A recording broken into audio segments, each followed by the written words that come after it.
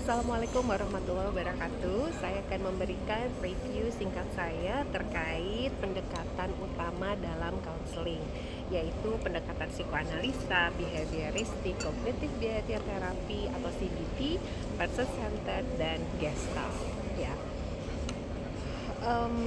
Ya, ini saya akan berikan secara singkat ya, tapi utuh. Tapi bukan berarti Anda tidak mempelajari di buku yang saya berikan referensinya. Nah, tujuannya dari review singkat ini, tujuannya sederhana supaya kita memahami bahwa konseling itu bukan satu gaya untuk semua orang, dan pendekatan bisa dipilih sesuai kebutuhan klien, tujuan terapi, dan konteks masalahnya. Walaupun demikian, di beberapa pendekatan pasti memiliki kelebihan dan dia mengatakan bahwa dia bisa untuk melakukan terapi dari gangguan-gangguan atau keluhan-keluhan ataupun gejala-gejala yang muncul pada manusia. Tapi kita bisa lihat sendiri mana pendekatan yang lebih efektif atau pendekatan yang lebih baik digunakan untuk beberapa gejala. Oke, pertama pendekatan psikoanalisa. Pendekatan ini melihat bahwa sebagian masalah kita berasal dari konflik yang tidak kita sadari ya. Kalau kita bisa bilang berasal dari unconscious ya, ketidaksadaran. Seringkali berakar dari pengalaman relasi di masa lalu, pola pengasuhan atau luka emosional yang belum selesai. Nah, di sini konselor berperan membantu klien menggali makna di balik gejala. Jadi menggali bagaimana ketidaksadaran itu, mengeluarkan ketidaksadaran menjadi kesadaran ya. Kenapa pola itu berulang? Kenapa emosi tertentu terasa begitu kuat? Dan kenapa relasi sering jatuh pada bentuk yang sama? Dalam psikoanalisa, teknik khasnya seperti eksplorasi asosiasi bebas, ya, interpretasi, memahami resistensi, dan melihat dinamika relasi, terapi seperti transference. Nah, hasil utama dari psikoanalisa terapi ini adalah insight yang mendalam, sehingga klien bukan hanya lebih tenang, tapi juga lebih memahami akar pola hidupnya. Begitu. Kemudian yang kedua, behavioristik. Nah, kalau psikoanalisa menelusuri yang dalam di ketidaksadaran, behavioristik ini sangat berbeda. Fokus utamanya pada yang tampak, yaitu perilaku.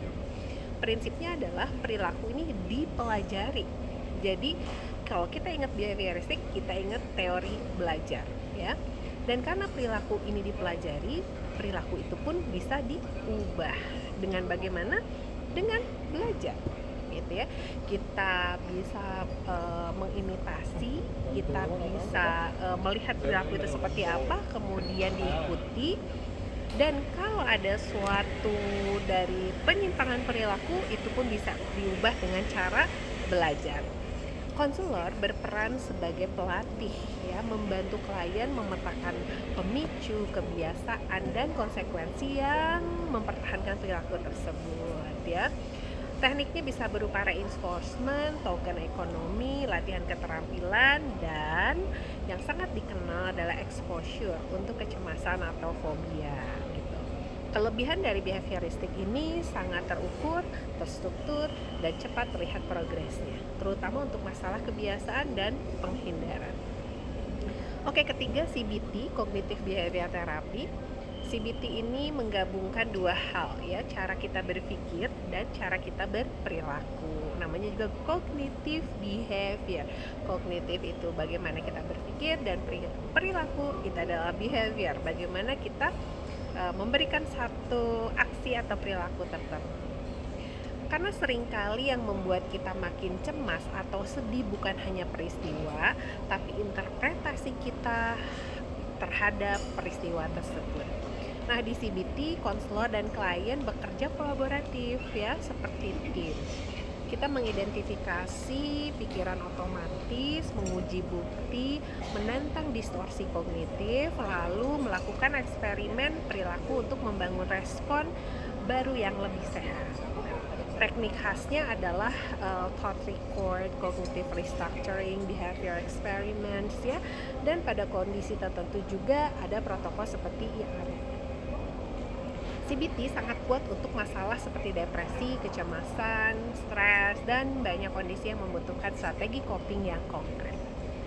Oke, kemudian yang keempat adalah person-centered atau client-centered dari Carl Rogers. Ini pendekatan yang sangat menekankan kualitas relasi. Intinya, manusia punya dorongan untuk tumbuh, tapi kadang terhambat oleh rasa takut dinilai, trauma relasi, atau pengalaman ditolak. Peran konselor di sini bukan menjadi yang paling tahu, melainkan menjadi fasilitator yang menghadirkan 3 kondisi utama. Jadi si konselor ini harus punya karakteristik 3 ini ya. Yang pertama, empati yang akurat, kemudian penerimaan tanpa syarat, dan keaslian ya. Ada istilahnya kok empati akurat itu accurate empathy for understanding, kemudian acceptance ya, unconditional acceptance, dan keaslian itu genuinitas ya. Tekniknya tampak sederhana, seperti refleksi, parafrase, klarifikasi, tetapi dampaknya besar karena yang disembuhkan pertama kali adalah rasa aman untuk menjadi diri sendiri. Cocok untuk isu self-esteem, identitas, relasi, dan kebutuhan penerimaan diri.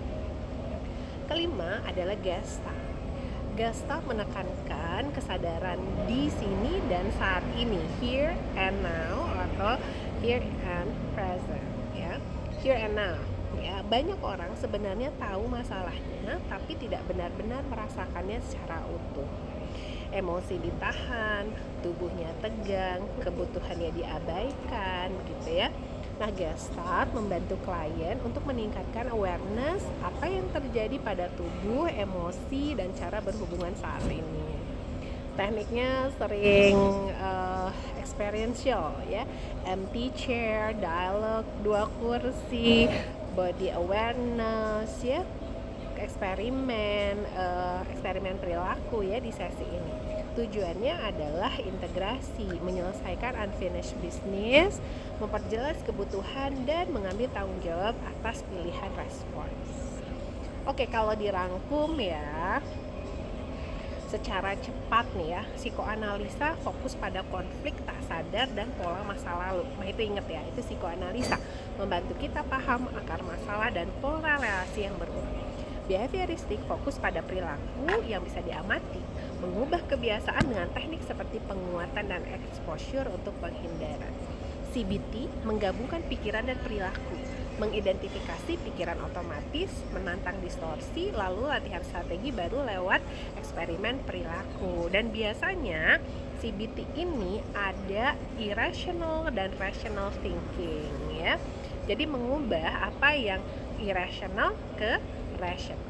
Kemudian person-centered menekankan relasi terapeutik, empati, penerimaan tanpa syarat, dan keaslian konselor yang membuat klien merasa aman untuk bertumbuh. Artinya dalam person-centered ini kita percaya bahwa klien ini punya sesuatu hal yang positif, yang potensial, yang baik ya, sehingga klien bisa bertumbuh. Kalau Gestalt fokus pada here and now, meningkatkan awareness emosi dan tubuh, sering memakai teknik seperti empty chair untuk menyelesaikan konflik yang belum tuntas. Nah, intinya pendekatan konseling itu bukan satu untuk semua orang.